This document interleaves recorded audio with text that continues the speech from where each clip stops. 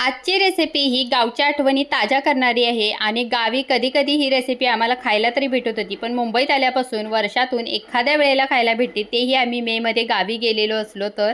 आणि आज सकाळी माझी ताई गावावरून आली आणि तिने येताना चिकाचं दूध आणलं होतं आणि तिने स्वतःच्या हाताने आमच्या सगळ्यांसाठी खरवस बनवला. तर इथे आम्ही 1 लिटर फुल क्रीमचं दूध घेतलेलं आहे आणि त्याच्यामध्ये 1 ग्लास चिकाचं दूध घातलं. 2 वाट्या इथे बारीक किसलेला गूळ घातलेला आहे आणि सगळं मेल्ट करून घेतला आणि त्याच्यानंतर हे दूध गाळून दुसऱ्या भांड्यात काढलं.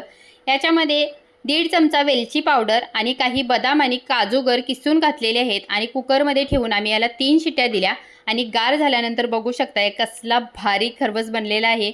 तर ताईने बनवलेला हा खरवस तुम्हाला कसा वाटला नक्की सांगा. आणि तुम्हाला मुंबईत खरवस खायला आवडतो की तुम्ही गावी गेल्यावर खाता हेही नक्की सांगा. आणि ही रेसिपी आवडली असेल तर चॅनलला लाईक, शेअर आणि सबस्क्राईब करायला विसरू नका.